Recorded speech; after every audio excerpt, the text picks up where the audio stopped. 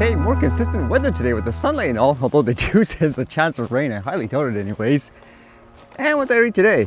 Seems like there's that official release for the DJI Mini 4K, and even I was wondering what the heck is so special about this. It almost looks exactly like a Mini 2, for example. Well, I guess the biggest deal is the price. Apparently, it's about $299 US, I guess, for the drone and the basic controller. From the looks of it, it seems like they were targeting people who would originally be eyeing things like the Mini 2 SE. Now that one actually doesn't shoot in 4K, whereas the Mini 2 actually does. The specs itself doesn't seem to be anything special overall because generally speaking for these types of drones, for the average person anyways, one of the benefits is less red tape in terms of flying it. For example, in a lot of places you don't need to register, or at the same time you have more flexibility to fly in different situations and all that. I even had like a person ask me just recently, actually, like they wanted to buy a drone, which one they should get, and I was thinking, hey, maybe you should hold off and see what the price is for this one. And that is a really good price, I guess, for people who just want to get into it, to try it out and so forth. What I did find funny about this launch too, there was not much buzz like from DJI themselves by the looks of it anyways. And if you go to the official site, actually, as of filming this, I actually didn't see any materials online, so it makes you wonder, hey, what's going on? Actually, this came on top of my head. I wonder if it's a test, because you know how all those companies, it looks like they're releasing, I guess, DJI products per se, but they're not branded as DJI. It makes me wonder if this is a test run where it's coming from that particular, let's just say, factory or whatever, for them to see, okay, do we have like a winning formula here? Now we can just license like our drone items if we get banned in the US, for example. It actually makes me wonder if that's the case with this anyways, because again, it's a little weird that they don't advertise it on their site and so forth. But either way, if you're looking for a lower cost drone that's more entry level and so forth, this is a real good, I guess, option, just based on the price and all that too. And then I read this piece of news where apparently there's concerns about drones flying around airports, and so I guess something needs to be done, I guess you could say, in a lot of people's minds. This one says, GAO calls on FAA to better examine drone flights near airports. As it says here, the Federal Aviation Administration should make sure its strategy on safely integrating drones into the national airspace system assesses how counter-drone technologies at airports affects its efforts. The Government Accountability Office says, FAA is developing a drone integration strategy expected to be completed by June 30th. The agency regulates the commercial use of drones, also known as unmanned aircraft systems or UAS, under 14 CFR Part 107. Provisions include flying drones less than 400 feet above ground level and prohibit operation in most controlled airspace, such as near airports, without agency authorization. Cases of unauthorized drones flying near airports are increasing and can present a safety risk to aircraft and compromise air traffic control operations, GAO says in a new report, saying, quote, as the number of drone incidents rises, it is increasingly likely that these drone incidents, whether accidental or intentional, could overwhelm local authorities' ability to respond and cause major disruptions to operations, damage infrastructure, and harm people, the report says. After analyzing FAA planning documents and federal regulations and interviewing industry stakeholders about the efforts of counter-drone technologies, GAO concluded that FAA does not address how it will assess those effects. GAO recommends Congress amend statutory authorities related to drone detection and counter-drone operations to better protect airports against an active drone threat.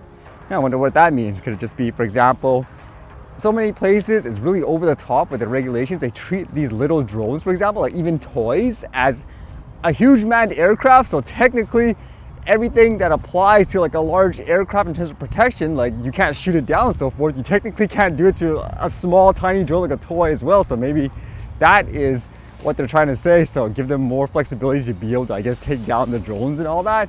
But either way, the main thing is there needs to be a distinction between what people are using and how, because it makes me think too, can you imagine when things like a remote ID is fully implemented and every single drone, it doesn't matter the size and so forth, has remote ID, and someone's trying to scan them all. You have all these toys and stuff like on the radar or whatever. You'd be confused, like, okay, which one's the actual threat and so forth.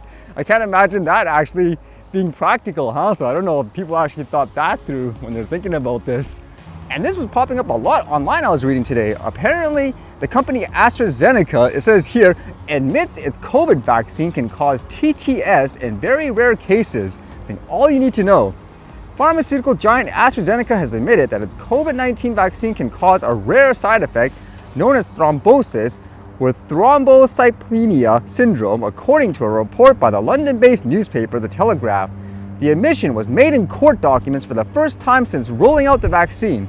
The pharmaceutical company, which developed the vaccine in partnership with the University of Oxford, is facing class action lawsuit alleging that their vaccine has resulted in fatalities and serious injuries among recipients.